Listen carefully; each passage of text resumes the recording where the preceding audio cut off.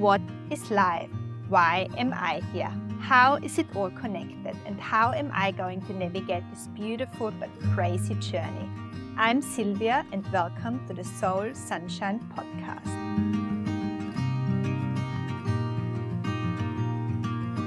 Today I'm talking to Liv Kali. Liv is a holistic therapist who guides you to cultivate resilience and connect to your inner world of healing, growth and empowerment.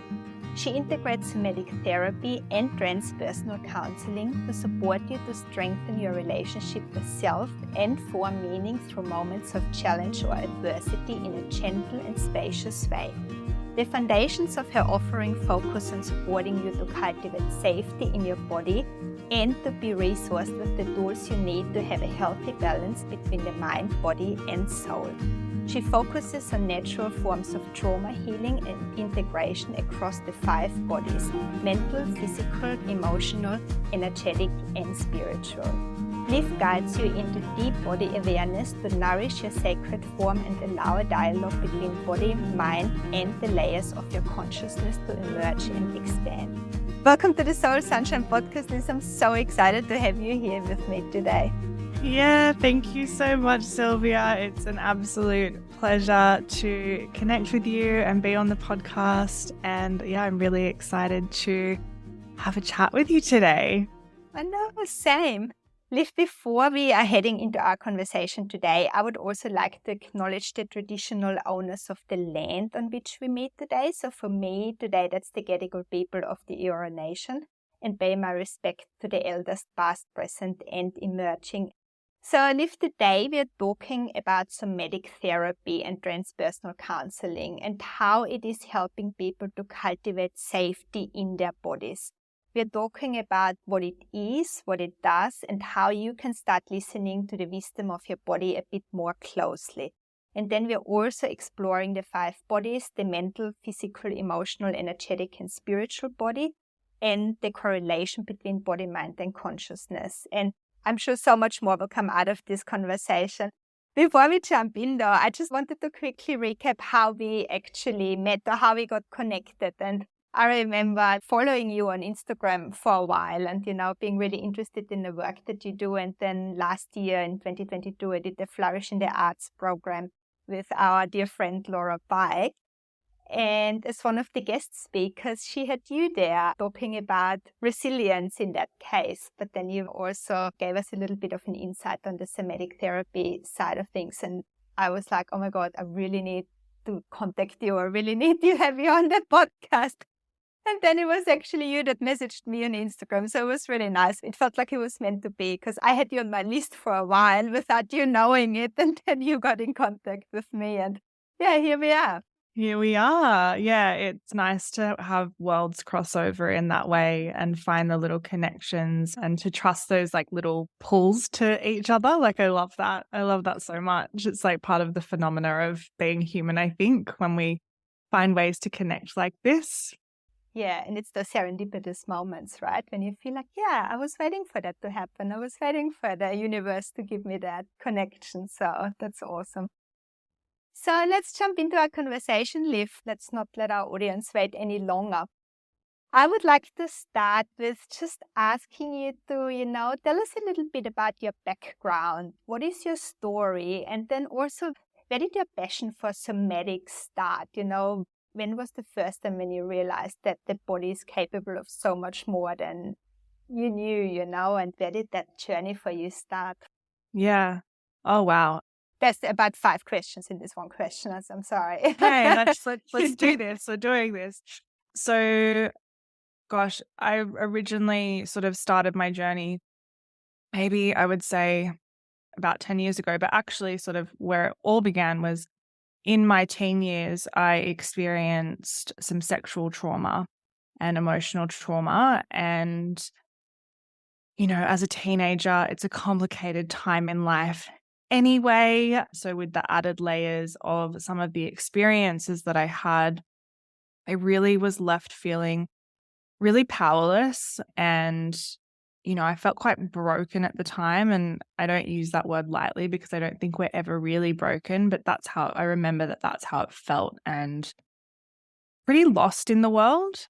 I mean, yeah, as a teenager, we don't really fully necessarily know what we want to do anyway, but I just remember feeling like I didn't know how to navigate forward, and the universe at the time just aligned in such a beautiful way that I moved into like one of the first apartments I was living in out of home, and just down the road there was a yoga studio, and they happened to have a Kundalini yoga course on. I'd never done yoga before.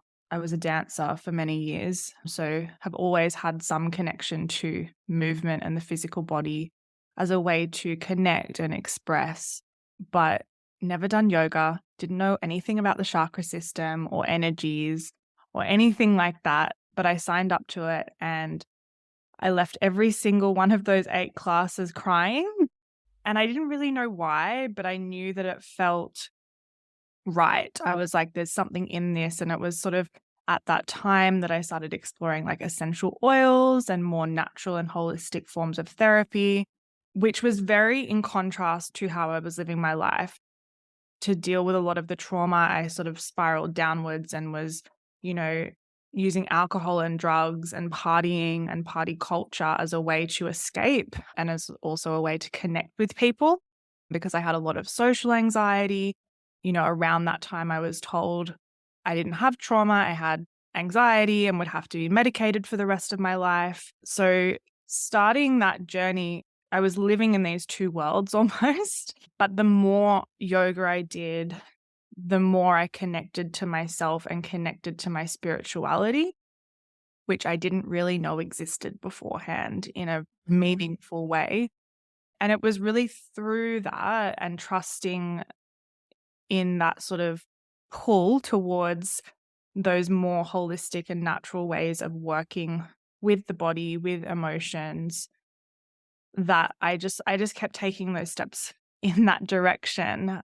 And it's really interesting as well, isn't it? Because the duality that you're describing there, I think like a lot of people find themselves there as well. It's like you're trying to, alcohol, partying, all that sort of stuff. It's like you're trying to repress it. You're trying to forget about your worries, your issues, whatever it is for just that brief moment in time, and not think about it. But then there's this other side where you're like trying to dig deeper of where is this actually coming from and what does this actually mean. And when you're talking also about leaving the yoga sessions crying, like that resonates with me as well, because I remember even just going to my first therapy sessions, as soon as the therapist used to ask me, how are you going? I was just a mess, I just was crying. And like you said, sometimes you don't even realize why you're crying, but there's obviously so much built up stuff that needs to go somewhere, that needs to be expressed. Yeah. And I think, that time, I mean, I'd been in and out of different therapists from the time I was 14, and I never really found anyone that I loved or that I resonated with. I could see that there was a benefit in it. And because I was very like at 14 being told I was going to be medicated for the rest of my life, there was just part of me that was like, no, just no, that's not, I didn't agree with it. I didn't understand it. It didn't feel true. And it felt like there was a different way, another way. And I didn't know what that was. So going to talk therapy, and I went to very traditional talk therapy to begin with, I saw a place for it. I resisted it a lot. But like what you said, it's like stuff came up and I was talking about things that I wasn't talking or sharing about with other people. So it almost started to create a place of like, oh, this is a safe space where I can talk about the things where I feel shame about or don't feel like I can talk to other people about. And yoga sort of started doing the same thing, but on a non-verbal plane. It was, oh, I can be with myself for an hour and a half, move my body, connect with my energy, connect to spirit, and things move, emotions move, energy moves. So there's a release of some kind happening, but I wasn't quite conscious or able to articulate what was happening in the space of yoga, or, that sort of, I guess, that spiritual awakening that was occurring. Yeah. Yeah. And so in those years that I was doing that, I was working in the fashion industry and the design industry, and was very much on a path of wanting to, work in that world, and I had ambitions of wanting to like live overseas and work for the top tier brands of the world. And I kind of got there at quite a young age. Like I got a job working at Prada in Sydney. And it was at that point in my very early and young career that I remember being on the train every single day going to that job, and I was miserable. And it really put into question, you know, why am I doing this? I've been saying this is what I want. I've been saying that this is what I want to be doing. I'm there and I'm getting closer and closer to what I thought that would look like. And I don't want this. It's almost like you knew what it might look like, but you didn't know what it would feel like, right? Yeah, yeah. And so it didn't feel like it was lining up with what I was experiencing or what I was feeling inside. There was no spiritual connection that I had in the fashion and design industry. My mentors that were around me were incredible and really supported me and guided me to the best of their ability around me with my mental health. But then I had a moment where I just decided I needed to do something different. So I found a anti-sex trafficking organization based in Thailand that I really resonated with, which is a really common thing, to touch on. Like, one of the things that can occur when you experience sexual trauma is that as a way to sort of navigate it and understand it, you can kind of swing into that opposite direction of, like, for instance, understanding sex trafficking and the shadow aspect of our sexuality and the culture that exists around sex. And I didn't know that at the time, but I very intuitively was guided to work with women who, were being sex trafficked, or we worked in prevention. And that just felt like the most important thing to me in the world. And it felt like it was out of nowhere. In hindsight, makes a lot of sense now. But it's also interesting because you still went back to where your own trauma was lying, right? Yes. So you would think that could like trigger that again, but instead it provided some sort of healing for you because you felt like you were able to support other women going through a similar experience. Yeah, I wasn't conscious of it, but it was an incredibly healing and empowering experience. And, that's sort of where I started. It was like I felt powerless. And the main value of the organization I was working at, called Daughters Rising, was empowerment and empowering women through education and safety to navigate the world, So living and working there healed me so much. And, especially living in Thailand, I was living in the mountains outside of Chiang Mai, and the communities I was working with were really small tribes, and their connection to land and to nature and to spirit and their spirituality was absolutely incredible. And I got this beautiful glimpse and window and connection into how spirituality and our beliefs and the way that we work with nature can become part of our everyday, Which has really gotten lost in the Western world, right? A lot. Yes. Which is very sad to say, especially in a country like Australia, where we have the oldest living culture in the world, right? Yeah. Who has so much incredible wisdom and yeah. Yeah. And it is sad that it took me leaving my country of origin to then go somewhere else to really receive that. And that's not to say that you can't experience that in Australia. I think it's just so segregated and separated still. Whereas there, it's like there's temples everywhere and there's people giving offerings every single day, and it's so embodied. It's so much part of their every day, every moment and their lives. Yeah. So there was this beautiful marriage of me doing that unconscious healing around my sexual trauma by connecting with these women in this organization, and also furthering my spiritual exploration by being in a culture that it's so prevalent. when I returned from Thailand, How long did you live there? I was there for 6 months. 6 So months, okay. it wasn't Yeah. that long. And I wanted to stay, but for reasons like at the time felt really important. I came home, and I think that that's just part of my path, my journey, because when I returned home, it really made me look at, okay, what do I want to be doing in the world? How do I want to be navigating my life? And that's where I started to put very conscious and considered time and effort and money into studying. And so I traveled again. I did my yoga teacher training.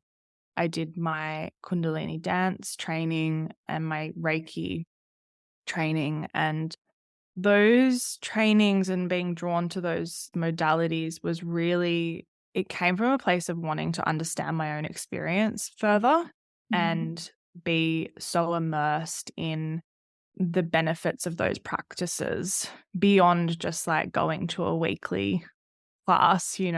Yeah. And all of those modalities that I started off with all very much work with the 5 bodies, and without knowing it, are very somatic in nature. But at the time, somatics wasn't really in my field of awareness, and neither was transpersonal therapy. It was just, I was leaning and gravitating towards the things that felt kind of familiar. Kundalini dance, it was like I was a dancer, but the Kundalini dance was like a crossover between like the spiritual aspect of inner work and then the physical as well. So yeah, they sort of like started my like more professional path, so to speak, of Yeah. moving towards somatic therapy. And it's beautiful because it's like your own journey that has led you to that point, right? Like you said, by trying to understand yourself better, you went on this exploration to find all those things that helped you, and then started to realize that actually help other people with that as well. Yeah, I mean, I remember sitting, because I'd done my yoga teacher training. I was at the end of my Kundalini dance training, and I was sitting there and I was about to come back to Australia. And I felt into, okay, well, what does being back in Australia mean for me, and what am I going to do? And it was at that point that I realized how much doing all of this inner work through these modalities had really made me feel more empowered and more comfortable in my skin, and a whole lot less shameful. And something just came through, and I just was like, I need to share this. This feels like information and space that wants to be shared and needs to be shared with other people who have gone through something similar, or their own challenging experience where they feel disconnected or powerless in their lives. And so that's where I started. It was like I got back to Australia and I started teaching Kundalini dance classes and workshops and programs, and that my business sort of evolved from there. I think I spent probably about 2 or 3 years running programs that I was developing with that intersection between all of the modalities that I'd been working with. And what I was finding is that as I worked with women, so much would surface and emerge that I didn't fully feel equipped to lean in and support with. It was like I could go to a certain point, and then I realized that there was this space around trauma that I wasn't informed enough about to support people with. Well, bless, it's a huge thing, right? When somebody comes to you with trauma, it feels like a big responsibility, because it's not just like I had a bad sleep last night. It's like a huge thing. Yeah. Yeah. The word responsibility feels very on point.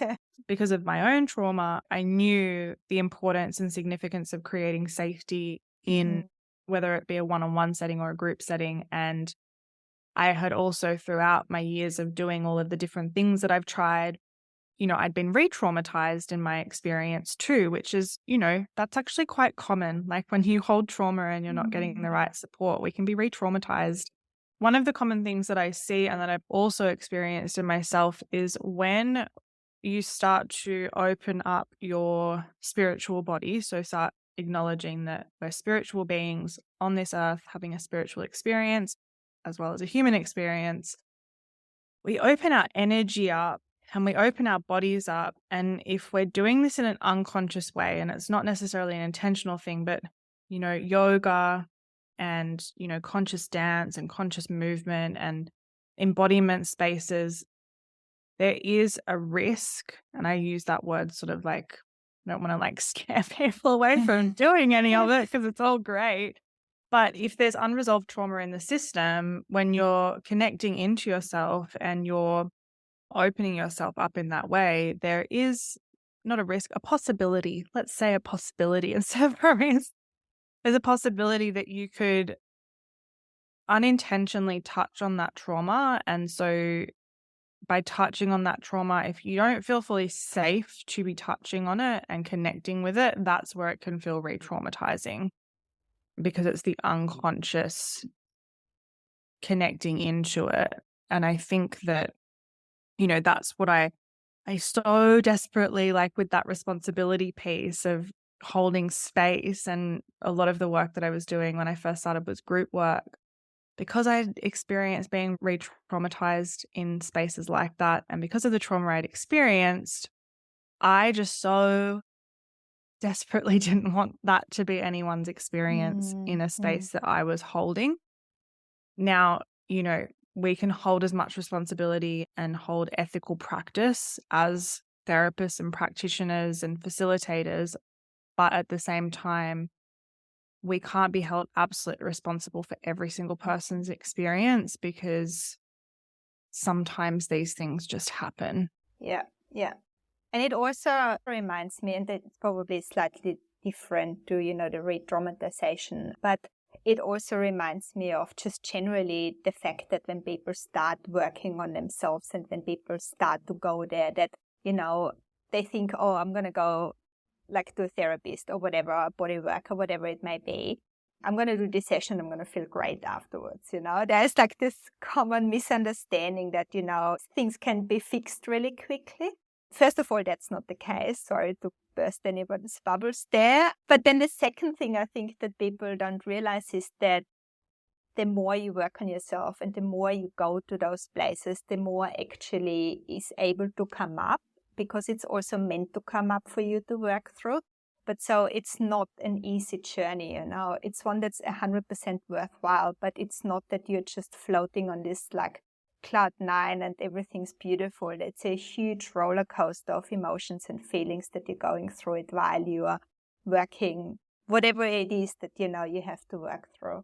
Yeah. And I love that you've just sort of picked up on that and touched on that, because one of the things that I share with a lot of people is especially that misconception of I'm going to go do the work and I'm going to go to therapy, or I'm going to go see a kinesiologist or a practitioner or whatever it is, and I'm just going to feel better. I'm just going to be healed and it's all going to be all good, right?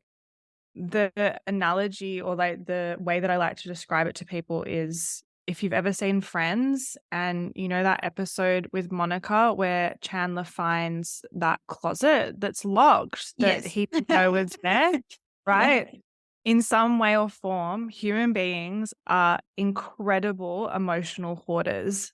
Human beings are really excellent at emotionally hoarding. So on some level, we've all got that closet where we just we put the things that we're we'll deal with that later, or I don't know how to deal with that, or I don't want to deal with that. Yeah. And we put it in that closet and we pretend it doesn't exist.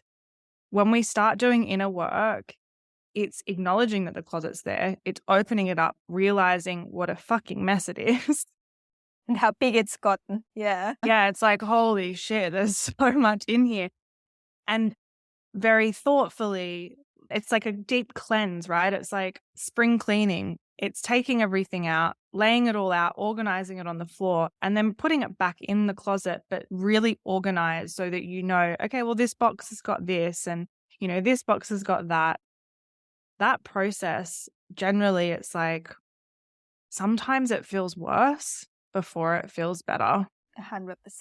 Yeah. And it's kind of think of when you spring clean your house, you're the house doesn't look that bad, let's spring clean. And you're halfway through thinking, I swear the house looks worse now than it did when I started. But then at the very end of it, it's so rewarding and it feels so satisfying, and you know how deeply cleaned it is, and Yeah. there you can fully relax and settle into that space. And it's the same with our emotional experience and our experience of ourselves and our inner world. It's like when we do that inner work, when we connect with ourselves in that way and we meet our needs and do that healing, we can create more safety in ourselves. We can settle more into ourselves every day. And there's two things that come up for me as well. The first one is that, you know, you might start seeing somebody to work through your topics when you're, I don't know, 30, 40, however old you are, you know. Some people even older, you know, some people younger. But the thing is, like, you can't expect that something that has taken a lifelong to build, you know, like you're talking. I love this analogy with the cupboard. I'm going to use that. It's like, you know, the cupboard that you've pushed things in for your whole life, that like within 1 or 2 sessions that cupboard's just going to be cleaned out. That's not going to happen, you know. So we have to just allow it the time that it takes to work through things. And I do think there is something to be said about, you know, everybody has to find their own way and their own speed of doing that as well, because you can also go into it too quickly and be really overwhelmed by everything that's coming up, which I don't think is necessarily healthy either. So everybody has to kind of figure that out for themselves. You know, what are they willing to look at? What are they willing to work on or capable of working on at that moment in time, really? And, you know, then just go step by step. You know, the cupboard doesn't have to be cleaned out overnight. That is not the point of it. You know, the point is that you're starting somewhere, you know, and yeah, you're making small changes along the way that help you. Definitely. And I think, you know, there's two things around that, is that we can become get like a hyperfixation on our inner world and our inner healing and that journey. And it's, you know, we live in a culture where we get that instant gratification when we post something or share something or, you know, like something. And that's not how we work as human beings. Mm-hmm. It does take time. And also, there is so much more to life and our experience than only doing the work, you know? And so there's a really big part of what I want to remind people of, like, as we're speaking and touching on this, is like, yes, do the work, but don't make it your whole life, Yeah. you know? And sometimes doing the work doesn't even mean having to go and revisit those challenging things that you've suppressed or you've held, or, you know, the trauma that may exist. It can actually be just a general look at how are you taking care of yourself and how do you process your emotions. So looking at your current state rather than backtracking to where you were or what you've been holding, because that in itself, like looking at your current state and nurturing and taking care of yourself in the now, can actually do a lot of that unraveling and a lot of that healing for those experiences that you've had in the past, without necessarily having to dive in and go to the thing and be like, oh yeah, this really shitty or horrible thing happened in my life. It's like, sometimes we don't have to take that approach. And so, yeah, it's really, there's no one way to do it. 100%, I agree. So now that we're starting to talk a little bit about the ways of doing it, you know, already. So let's go to the somatic therapy term even. It's a big term and it's like, what does it mean? What does it stand for? What is somatic therapy exactly? How would you describe it?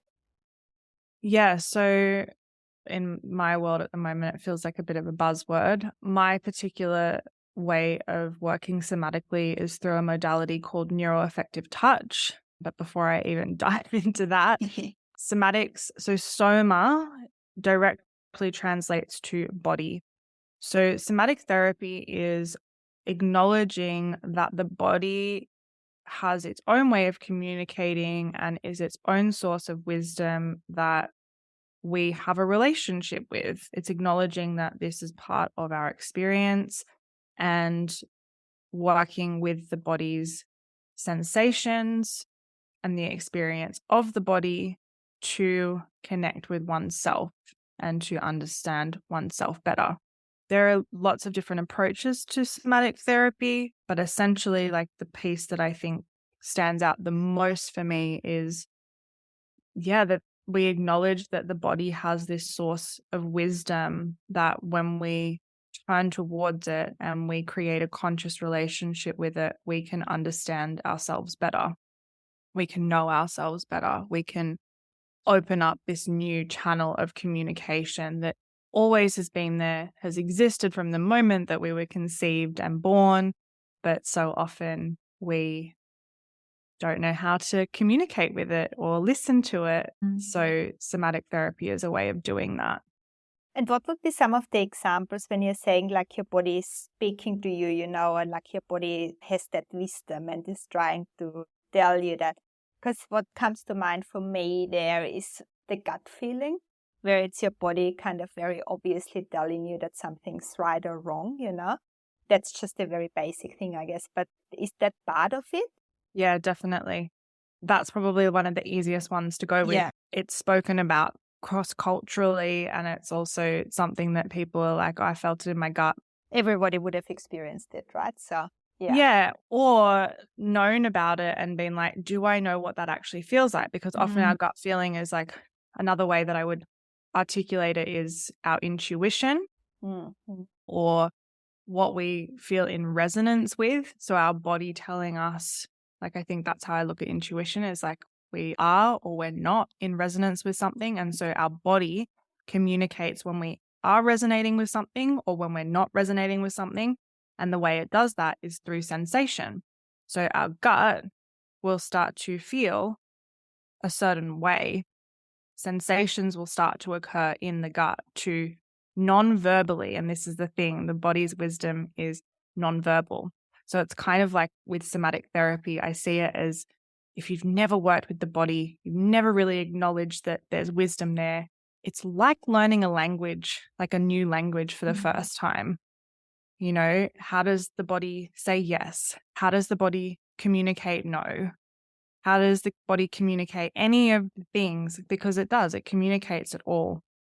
And so through somatic therapy, it's allowing ourselves to hear those messages and welcome them in, because our mind, we're so used to communicating and being in our minds that it's like, this is where we're often really driven from, or this is what we listen to the most is our mind.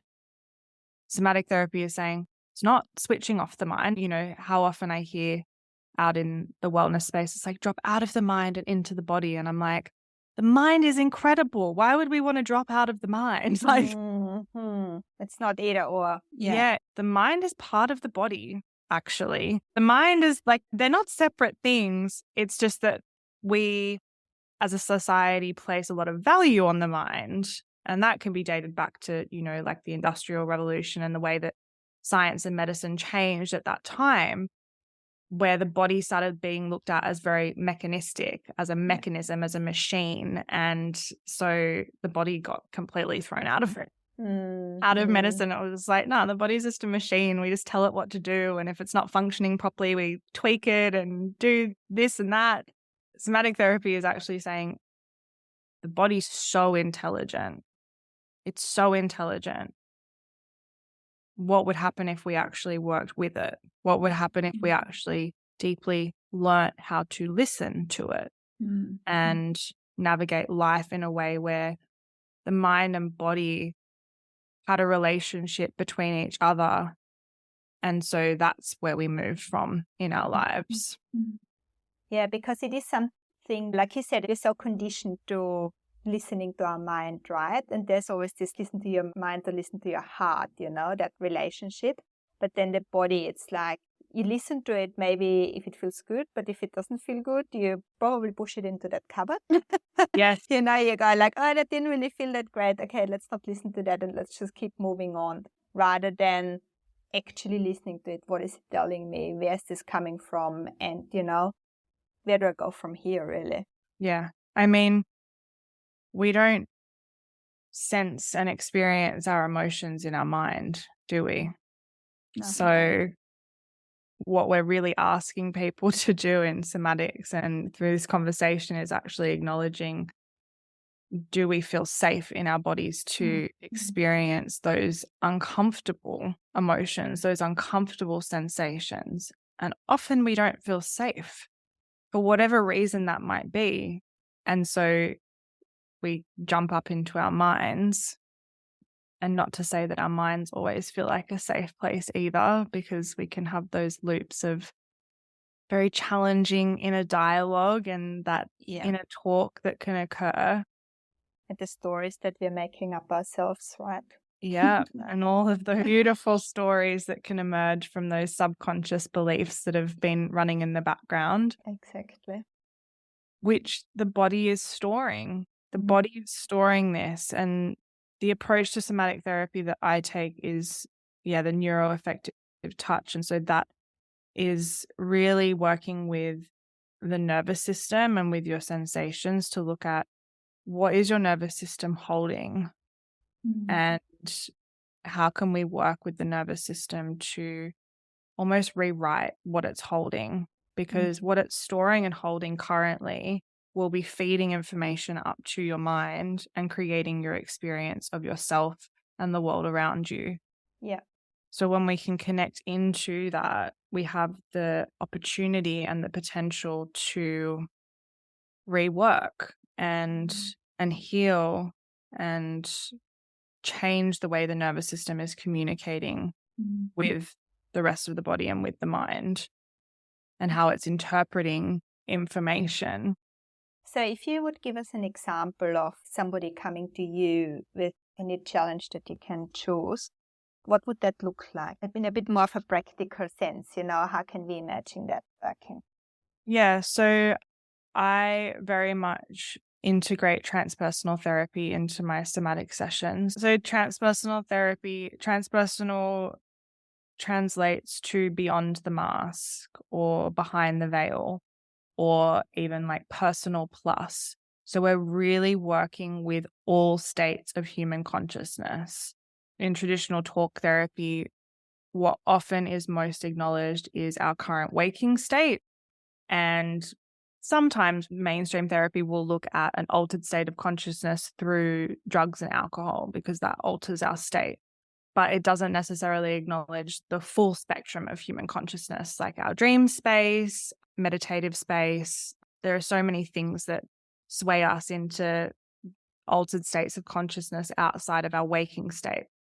So transpersonal therapy acknowledges that all of it exists and we work with all of the aspects of it because we're not just in our ordinary waking state 24/7. So it's acknowledging that, and it really works with our imagination, our subconscious. We work with symbols, myth, and story, and a lot of like expression through writing or art or however it wants to come through to acknowledge what's behind that mask, what's behind the veil, what's beyond that personal that we present to the world. Because, the way that I kind of see it is like we all wear a mask at some point or another, whether we're conscious of it or not. And if we allow ourselves to take that mask off, what's behind it? It's almost that shadow side as well, a little bit, isn't it? Yeah, if that's like languaging that people can connect with is like the shadow aspect of our experience or just the aspects of self that aren't fully in our consciousness or awareness, but are still very much manifesting in our experience of self and others and reality, but we're not quite conscious and aware of why or where it's coming from. And so we're able to connect with that through transpersonal therapy. The reason that I love bringing somatic therapy and transpersonal therapy together is because transpersonal therapy doesn't always fully ground us and connect us and acknowledge like our physical being. It speaks more to the other aspects of our 5 bodies. So bringing them together, I really feel that it creates a much more grounded experience and allows us to integrate those subconscious and also like different states of consciousness experiences into our lived embodied form. Yeah, so that's kind of just very like little bit touching what that is. Yeah, no, that's amazing. Thank you for that explanation. Yeah, you're welcome. What would be some of the main reasons why people come and see you? You know, what is something that you see over and over again occurring in people? And then maybe we can use that as an example to see how you would work with them. I mean, there's lots of different reasons why people come and work with me. One of the common things that I see in people is that they have a spiritual experience where they'll connect to their spirituality for the first time, or they'll be on a path of wanting to understand themselves better or do some healing because they feel like something's just not right. And so they try things like yoga and conscious dance and breath work, and they go to the therapy and they go to the kinesiologist, and they're like, I'm doing all the things. And then they start questioning, like, what's wrong with me? Like, there must be something wrong with me. If I'm still not feeling better, but I'm doing all these things, there must be something wrong with me. That's usually when people find me. That's usually when people come to me and are like, I've done everything. I'm doing everything. That's kind of one sort of category of, I guess, client. So you're the last hope. Yeah, I'm doing all the things. Why am I not feeling on a deeper level better? Why do I still feel like something's not quite right? Then the other aspect of it is, I guess, people that have tried mainstream psychology. So they've gone to talk therapy and they're like, I actually don't want to talk about my feelings anymore. It's not helping. Like, I'm talking about it, but nothing really feels like it's changing. Like, it is helpful to a certain degree, but then they get to a point where it's like something's missing. Yeah. Something's not quite there. And amongst a lot of other things, but they're generally like sort of the main things that I see that emerge when I work with people. And so how would you approach a session then? You know, what would be some of the things that you do? And when you're talking about neuroaffective touch as well, if you can just talk us through in a more practical sense of what you would do in a session. Yeah, I mean, the very first thing that I love to do with people when they work with me is introduce them to the way that I work with somatic therapy and transpersonal therapy. And so really what that looks like is there's a technique called mind-body dialoguing. And mind-body dialoguing is, I kind of like to imagine it's like, you know, if you go into therapy, you're sitting in one chair and your therapist is sitting in another chair. But with mind-body dialogue, it's like you're sitting in one chair where the therapist would usually be, and there's two chairs in front of you. One chair is your mind and another chair is your body, and they're having a relationship whether you're conscious of it or not. And so in that mind-body dialoguing, it's the first time for some people that they're acknowledging that that's the relationship that's existing under the surface of their inner world. And so in that dialoguing, we're first sensing into, do the mind and body want to really get to know one another? Maybe the mind wants to, maybe the body wants to, maybe neither of them want to, maybe one doesn't or one does. It's actually just sensing, are they willing to actually turn and face each other and have a conversation? And then through that, we can start unearthing, well, why doesn't the mind want to know the body? Or why doesn't the body want to know the mind? And it's really calling into question or an understanding of, do the mind and body feel safe with each other? And so through this dialoguing, what sort of emerges is identifying the certain points of disconnect and the certain points of connect. So through that dialoguing, you can start to understand where you're not feeling safe within yourself, where you're feeling safe within yourself. And then the deeper layer to that is through this dialoguing, through having this very conscious conversation, and it doesn't happen in the mind. And that's where the transpersonal experience comes in, because we're not just functioning from our minds, we're really sensing into the body's sensations, and maybe there's numbness and you can't feel anything, and that's just as valid as anything else. The deeper layer to that conversation that emerges and that dialogue that emerges is, where have you been protecting yourself?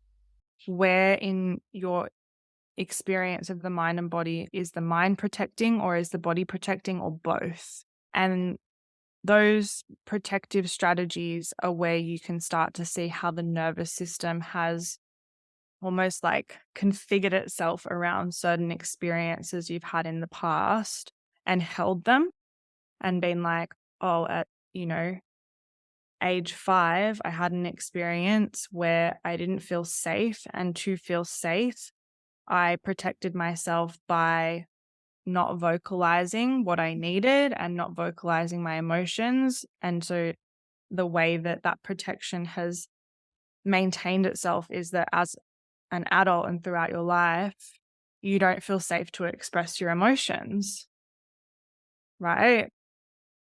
Our protective strategies, when we connect to them, are these beautiful sources of intelligence. The challenge when the protective strategy exists beyond that moment where we don't feel safe is that that's when we start to experience hyper or hypovigilance within our nervous system. So we're in this constant either elevated or de-elevated state within our nervous system rather than sitting in a place of feeling like grounded and safe and connected and open. We're feeling anxious and heightened, and we're in that fight flight space. Yeah. Or we're feeling dissociated and numb and shut off and disconnected, in that more freeze fawn space. So that initial session can open up so much awareness around why we experience ourselves and the world and what's been running in the background actually as a way to try and protect ourselves, but it's not protecting us anymore. Yeah. It's in a way creating further discomfort, but we've never learned through that, like how to let that protection go or just place it to the side and have that openness in our system. So that's kind of like where we start. Yeah. And it might have worked for a while and it might have protected you for a while, but it's obviously not working for you right now anymore. Hence why it's coming up, hence why you should be looking at it and working on that. And I think it's also really interesting when you touched on that, something that happened to you when you were 5, and it is still something that is, that's kind of running your life now in a way, I think some people might not realize how much things that have happened to us in the past, even when we were children, can still affect our life right now. Oh, yeah, 100%. And I think we live in an age at the moment where the word trauma is being thrown around so much. And so I don't believe that every single person on this planet has necessarily experienced trauma, because trauma is a really specific experience and, it's very nuanced. So what's traumatic to you might not be traumatic to me and vice versa. Yeah. So it's very individual. Yeah. Yeah. And just because we're protecting ourselves or our nervous system has gone into that state of protection doesn't mean that the event was traumatic. It doesn't mean that we had this big trauma happen or this little trauma, like any kind of trauma happen. It just means that an experience we had an impact on our nervous system.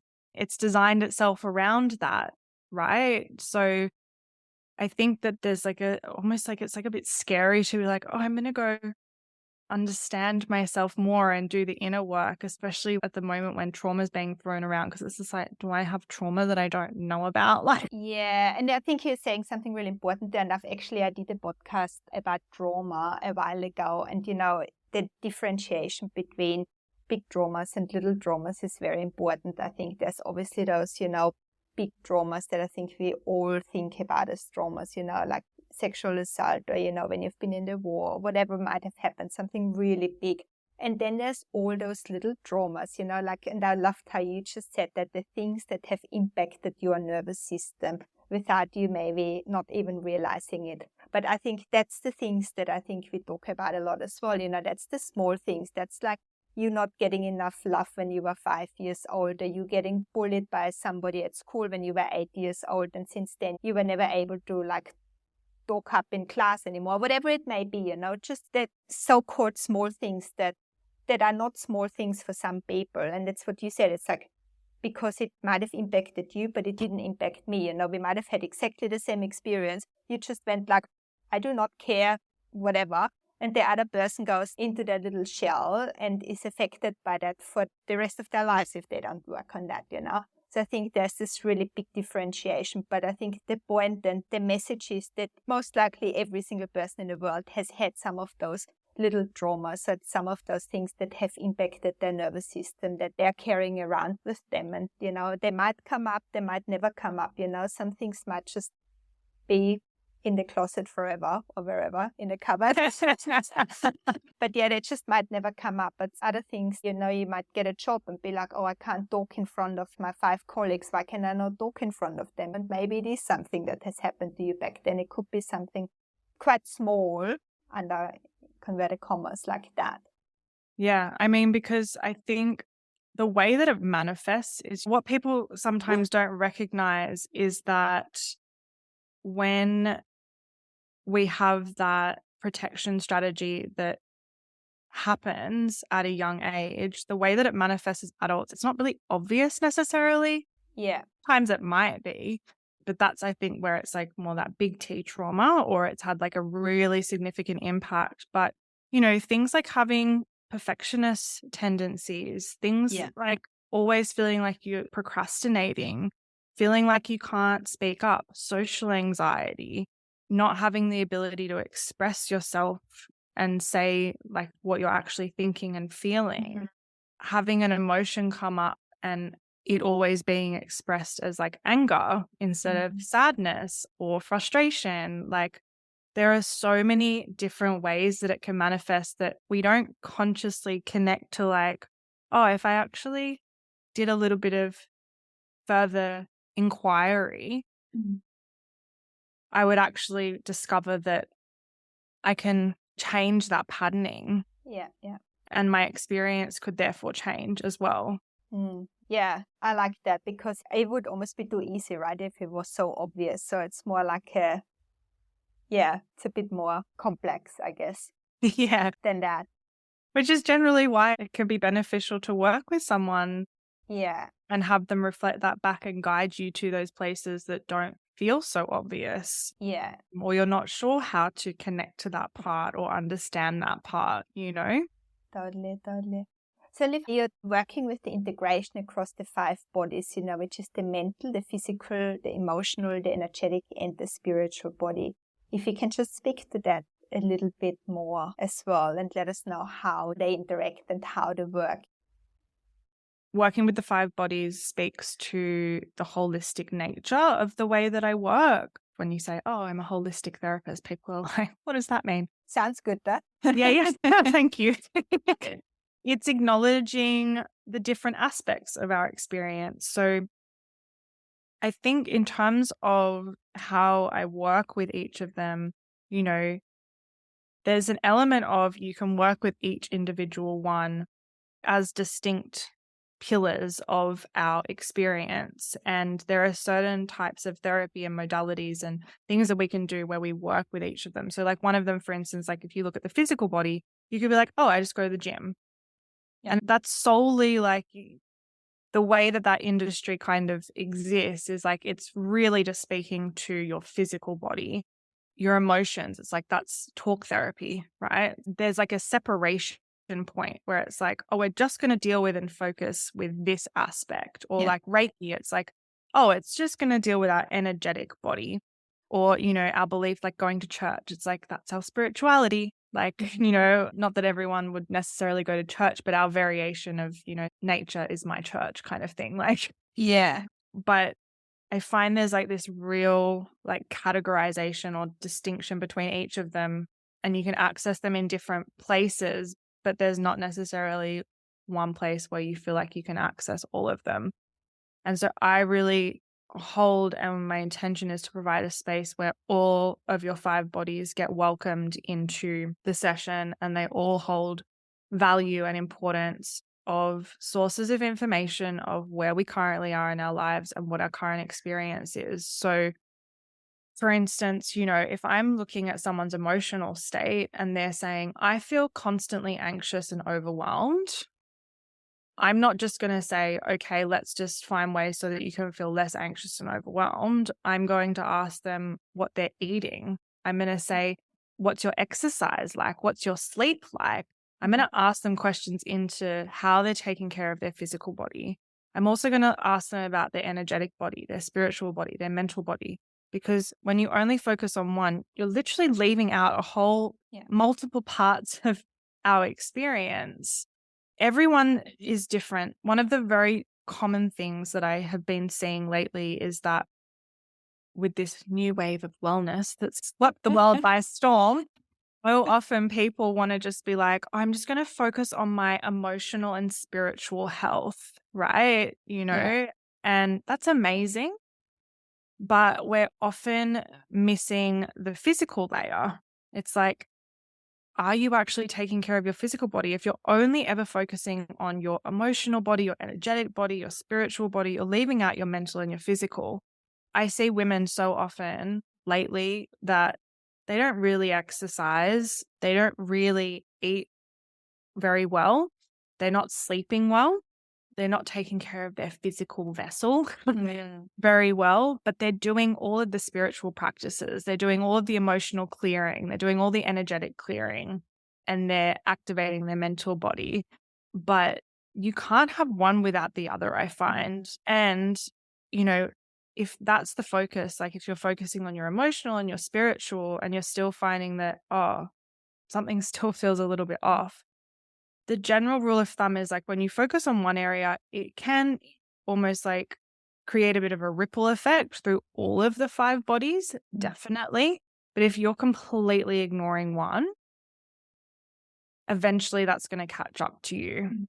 And they all feed into one another. They overlay. So for instance, like one of the examples that I give to people to try and encourage people to work on their physical health is like boundaries is a really common thing that I see, particularly with women, that they struggle to understand what their boundaries are, how to communicate them, how to respect them for themselves, and how to have other people respect them. Like strength training and resistance training and working your physical body in that way goes hand in hand with our emotional experience of our boundaries. There's this really beautiful link that occurs between these two things. And so I will often say, okay, cool. I want you to just like once a week, even if you're not doing anything at all, just once a week, go and activate your physical body through some resistance or strength training while we're also working on your emotional and energetic boundaries.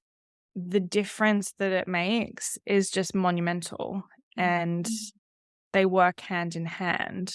So I think that they can't be separated. They don't have to, but that's the word that I like to use is it's not about balancing them out so that it's like, oh, well, you spend 10 minutes each day on each of your 5 bodies. It's more bringing things into harmony. Yeah. And it reminds me of the saying strong body, strong mind as well. Yes. If you just do one of the things, you will somehow have a bit of an imbalance. And that, over time might not be ideal. So how can we try and learn and also practice to listen to our bodies and also keep good communication, I guess, with our body and what it's telling us and what it's bringing up?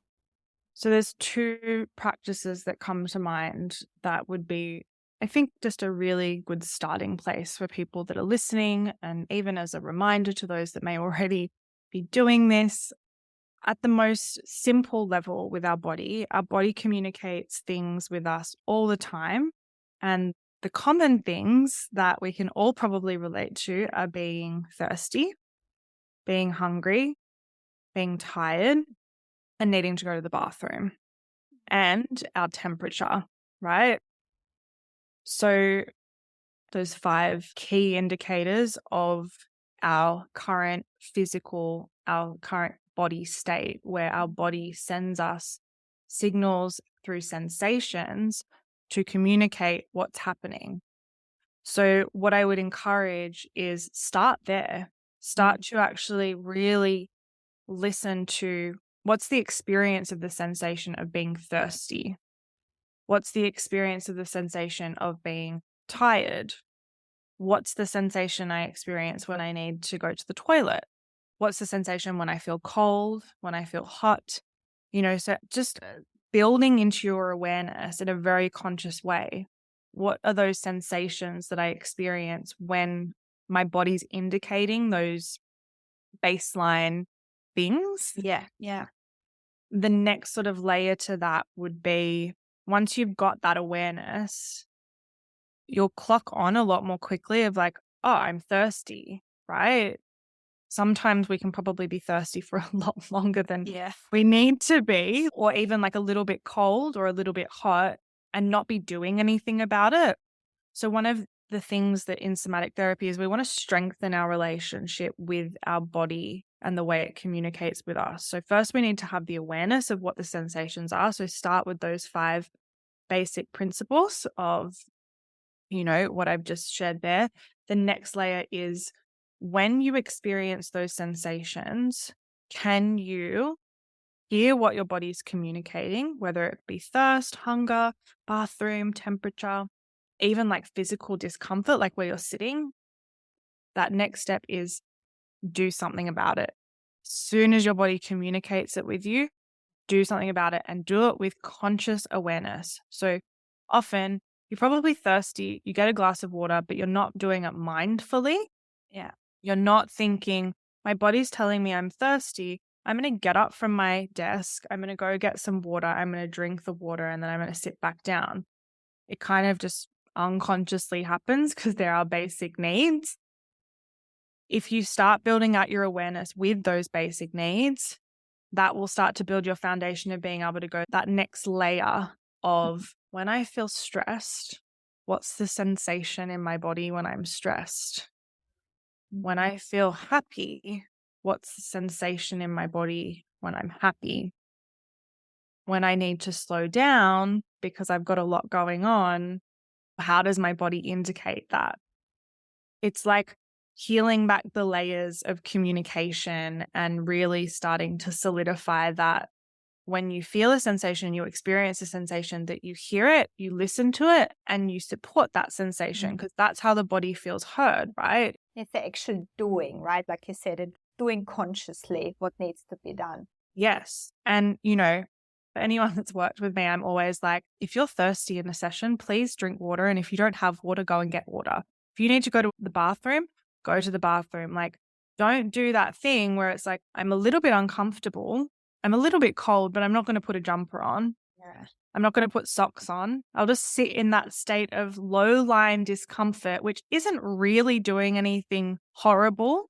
We're not hurting ourselves. But why do we allow ourselves to be that tiny little bit uncomfortable instead of just listening to the sensation and doing something about it? Because those things are usually pretty easy fixes in that moment. And that's when the body starts to feel like you're actually listening to it. It's like, oh my gosh, my feet were a little bit cold and then you put socks on me. Thank you. Yeah. So it's just really those simple things kind of happen every day that you start with. And then from there you go into, maybe intuition or something where you go like, is this a yes or a no? Or how does that actually feel like in my body? Yeah, so there's a whole yes/no exercise that I do with people to start getting really clear on how your body communicates a yes and how your body communicates a no. Before I would even go into that, I would say there are 4 keys to connecting with yourself and your body, and it's through breath, sound, touch, and movement. They're the 4 keys.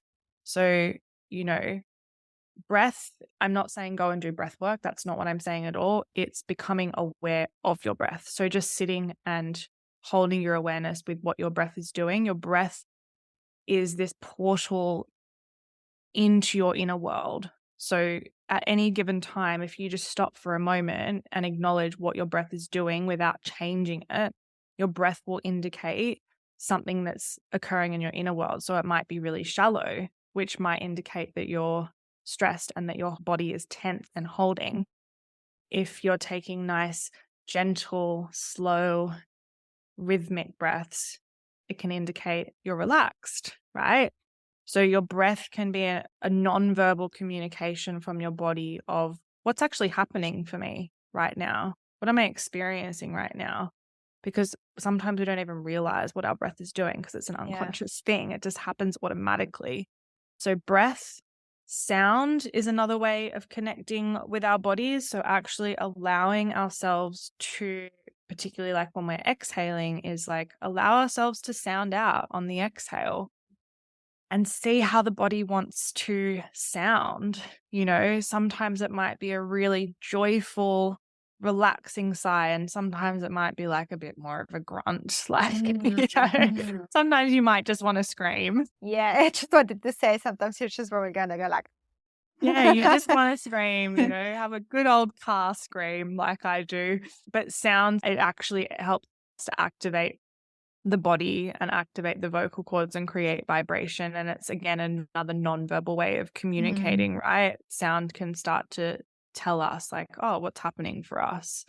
Touch is another incredible one. And that touch is sort of the one that I focus on the most through my somatic work, along with mind body dialogue, because neuroaffective touch, like it says it in the name. But touch is an incredible sense. It's the first sense that comes to us when we're conceived in the womb. It's the first sense that switches on is touch. So when we work with touch, we're able to access our nervous system and we're able to self-connect and we're able to connect with our physical form and our bodies, our soma. So my most favorite thing to do is just to place one hand on the heart and one hand on the belly. And that is it. You just sit there and you just notice, like, can your body feel your hands? And can your hands feel your body? Because there's two types of touch happening. It's like body to hand, hand to body. So you just ask yourself, you know, can my hands feel my body? What can I sense? Not even feel. It's like, what can my hands sense? And what can my body sense?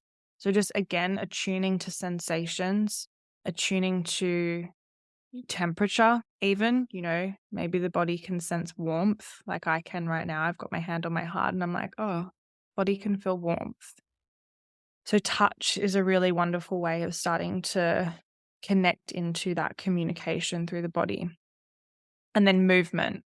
Movement is one of those ones that the first access point for movement is like, if you sit down and you're even slightly uncomfortable, shift your body. Do you need another pillow? Do you need to shift your screen? If you're lying on the couch, like it's that window of discomfort that we all have that we allow ourselves to sit in unconsciously. It's like, movement can start with just making yourself a little bit more comfortable so that the body can actually really relax.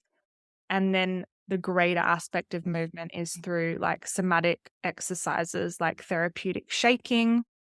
There's like swaying. There's so many exercises that I sort of guide people through. And then there's like dance, which is like the far end of what I kind of do. But yeah, they're the 4 keys that I would say is another way to start working with the body is like breath, sound, touch, and movement. Amazing. Oh, I love that one. Thank you so much for elaborating on that. So, Liv, when we're looking at the world today and where we are at, like, how important do you think the personal as well as collective healing is in this day and age? I think it's integral to navigating the world at this time. One of the aspects of the way that I work, and this sort of translates from somatic therapy, is I think it's relevant or it can sort of tap into other sources of wisdom. Like I know Buddhism has sort of schools of thought around what I'm saying, but when we work with ourselves, we then have a ripple effect into the people around us, which has a ripple effect into the greater society and community, which has a ripple effect out into nature, which has a ripple effect out into spirit. So when we're working on ourselves, we're creating ripples all the way out through to the spiritual realms. So with everything that's happened in the world, everything that we've all just journeyed through COVID and are still journeying through, I think a lot of people, like, it's not over yet. Now more than ever, we need to look to really compassionately taking care of ourselves and learning how to do that. Because it's like that idea of, if my cup is full and your cup is empty, I can start to support you fill your cup. And I've experienced this, like, when I've been burnt out and I'm like, oh, I just want to keep supporting people and, doing the work that I do. And it doesn't work. Like, that's where illness props up and you can't actually be the type of support that you want to be. And I think that as well, and I think it can work in like two ways. The more closely we connect with our own nature, the more we are able to connect with nature itself. Just as the more time you spend in nature and connect with nature, the more able, I believe, we're able to connect with ourselves. And I think the more that we come into our own connection, we come into our own cycles and rhythms, and we start to see how that's reflected in nature around us. And we can connect more with the people around us. Like, the more connected we are to ourselves, the more able we're to connect with others. So I think, doing the inner work and connecting to self. I think it's not even like work, because I feel like that's just, no one wants to have more work to do, really. It comes this pressure, doesn't it? If you put that on somebody, it's like, It's self-connection. Yeah.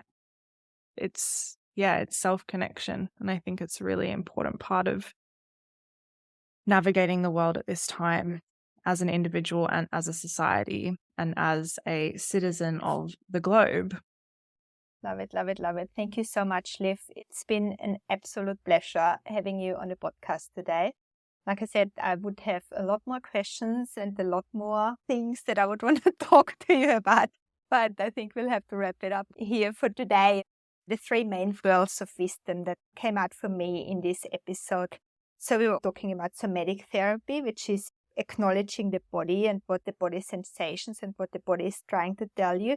But then also you're working with transpersonal therapy. And that's really looking behind the mask. We talked about it from a shadow point of view as well, the shadow aspect, and there's aspects that are not necessarily conscious, but it's really looking at the whole human and all the layers of consciousness and working with that. And I think that's really beautiful.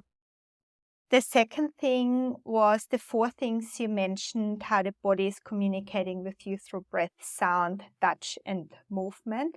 And I think that is a really great one and quite a tangible one that people can start to practice that on their own as well. Looking at what is my breath doing? What are the sounds that I'm putting out there? How does touch feel like? And then movement. How does my body move? How do I need to feel comfortable? And also, how you said, just use small things like, am I thirsty? Am I hungry? Am I tired? What does that actually feel like in my body? And build the awareness around that. And then after you've got the awareness, do something about it. And if you start practicing that with those little things, then, you can handle yourself forwards into like the more complex body functions. And then the last thing was the fact that if you connect to yourself and if you're able to connect yourself, then you'll also be able to connect better to other people, and not just to other people around you, also out into nature and really as far as the wider energetic field out into the universe. And I think that is such an important message in this day and age, like you said as well. It's like we're living in such a complex world, in a world where people go through a lot of things on a daily basis, and finding that base of calm within yourself and connecting to yourself, doing that work, and then being able to even unconsciously like hand that over to the wider collective, I think is something really beautiful. So these are the three main points, besides all the other amazing things that you've said. So Liv, tell us just really quickly as well, before we finish up, where can people find you if they like what they heard today? Where can they find you? How can they work with you? What's the best way to get in touch with you? Yeah, so as I've just moved to Tasmania and since COVID, really, I've worked primarily online. So no matter where you are in the world, my sessions are available online. And I find that actually having a session from the comfort of your own home can be really beautiful with the type of work that I do. And so, yeah, if people want to get in contact, they can follow me on Instagram, or they can look on my website, or even send me an email. I love chatting with people and just knowing where they're at and finding the best way that I can support people. I think that's a really big part of that initial connection is, am I the right person to support you? Do you vibe with me and how I work? And can I support you with where you are at the moment? So, yeah. Beautiful. Thank you. And just so I will put that into the podcast notes as well. But Instagram handle is at Liv Kali Holistic Therapy, and your website is www.livkali.com. But I'll put all that information in there as well. Liv, thank you so much for today. It was an absolute pleasure talking to you. Thank you for the work that you do. Thank you for the energy that you put out there and how you're supporting people in this complex world. Thank you so much. Thank you so much for having me. I'm so grateful to have connected and have this chat. And yeah, it's been an absolute pleasure. Thank you. Same. Thank you. Thank you so much for listening, everybody. I really hope you got something out of this episode today. It might have inspired you to really listen to your body and start feeling those feelings and start noticing what your body is actually trying to tell you. Liv has given us a few really beautiful examples of how you can start doing that today. So yeah, I hope you enjoy going on this adventure. And if you like what you've heard today and if it spoke to you, get in touch with Liv and have a chat with her about it. Please do share the podcast with your family, your friends, or anybody who you think might be interested in this topic and benefit from this information. I really hope this episode brought some sunshine to your soul. I'm sending love and light your way, and until next time.